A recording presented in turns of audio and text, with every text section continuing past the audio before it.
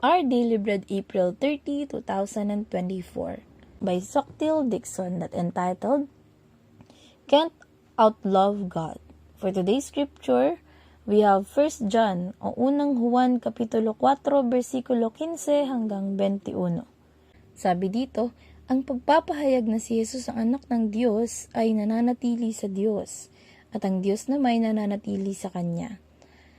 Nalalaman nating tayo'y iniibig ng Diyos at lubos tayong nananalig sa katotohanan ito, ang Diyos ay pag-ibig. Ang nagpapatuloy sa pag-ibig ay nananatili sa Diyos, at ang Diyos ay nananatili naman sa Kanya. Ang pag-ibig ay nagiging ganap sa atin kaya't panatag ang ating kalooban para sa araw ng paghuhukom, sapagkat tayo'y tulad ni Kristo, kahit nasa daigdig pang ito. Walang kasamang takot ang pag-ibig at pinapawi ng ganap na pag-ibig ang anumang takot. Hindi pa ganap ang pag-ibig ng sino mang natatakot, sapagkat ang takot ay kaugnay ng parusa. Tayo'y umiibig sapagkat ang Diyos ang unang umibig sa atin. Ang nagsasabing iniibig ko ang Diyos, subalit napupuot naman sa kanyang kapatid, ay sinungaling. Kung ang kapatid na kanyang nakikita ay hindi niya nagawang ibigin, paano niya maiibig ang Diyos na hindi niya nakikita?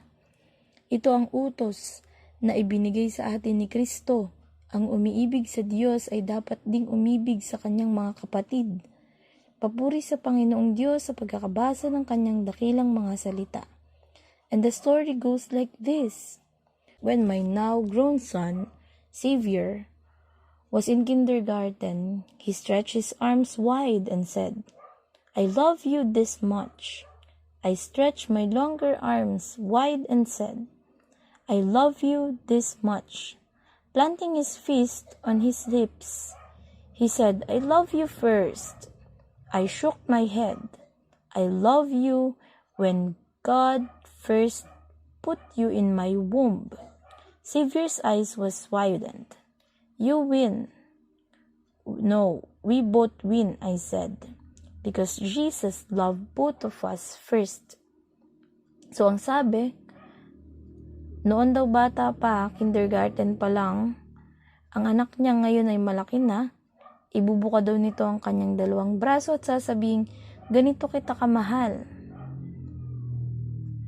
Pagkatapos ay gagawin din ito ng kanyang ina at sasabihin, ganito kita kamahal. Ngunit ang sinagot ng kanyang anak doon ay, minahal kitang una, na ikinagulat ng kanyang ina at sinagot niyang, minahal kita simula pa noong inilagay ka ng Diyos sa aking sinapupunan.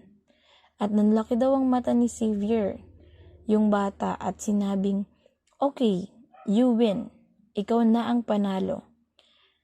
Pero, sabi ng kanyang ina, we both win, parehas tayong nanalo. Dahil una tayong minahal ng Diyos.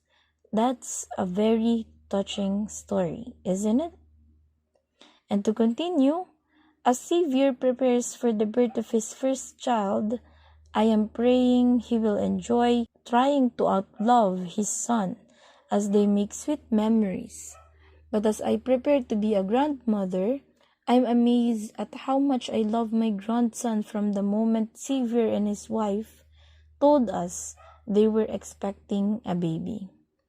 At ngayon ngang naghahanda na daw si Xavier para sa kaarawan ng kanyang unang anak, ipinagdarasal ng kanyang inang mag-enjoy itong subukan i-outlove o higitan ng pagmamahal as they make cute and sweet memories. At sa kanyang paghahanda raw na maging lola, minahal niya na agad ang kanyang apo simula pa lamang nang malaman nilang magkakaapo na sila. The Apostle John affirmed that Jesus' love for us gives us the ability to love Him and others. Oo nga, diba? Yung pagmamahal ni Kristo ang nagagamit natin upang magmahal din ng ating kapwa. Knowing He loves us gives us a sense of security that deepens our personal relationship with Him. At dahil nga sa batid nating mahal tayo ng Diyos, nagkakaroon tayo ng seguridad na maaari pa nating palalimin ang ating relasyon sa Diyos. As we realize the depth of His love for us, we can grow in our love for Him and express love in other relationships. At kapag malalim na ang relasyon natin kay Kristo, doon natin pwedeng masabi na I am ready, I am stable, para bumuo ng iba pang uri ng relasyon. Not only does Jesus empower us to love, but He also commands us to love, and He has given us this command. Anyone who loves God must also love their brother and sister. Tandaan, ang bilin ng Panginoon, ang sino mang nagmamahal sa Diyos ay dapat nagmamahal din sa kanyang kapwa. When it comes to loving well, God always wins. I will emphasize it. God always wins in the battle of loving. No matter how hard we try, we can't outlove God. Walang makadadaig ng ginawa ng Diyos sa ating buhay upang ipakita ang kanyang pagmamahal sa kanyang mga nilikha. Have you ever wondered how happy and grateful our parents and grandparents, or let's say our whole family, when they discovered that they are expecting us? Gaano kaya sila kagalak nung nabuo tayo? Gaano kaya sila na-excite nung nailabas na tayo? See? Sometimes, nakakalimutan nating there are people who loves us from the beginning and will always love us until the end. Just like how God wanted us to be loved, feel love and love. Yung lahat ng natatanggap nating pagmamahal sa kapwa, ibalik natin sa kanila. Let me think. Yung panlilibre, act of care and love yan. Kaya dun sa mga nanlilibre sa atin or sa mga taong nagbibigay kahit hindi natin hinihingi, let us not forget to express our gratitude sa kanila. Kasi they treat us special enough to put effort na ilibre tayo o nabigyan tayo. So sa mga taong nakapag-express ng love sa akin, I'll take this opportunity to thank you. Thank you, I appreciate you, and I will return all those favors even you don't expect to. Let us thank our loving Savior for loving us first so we can love others.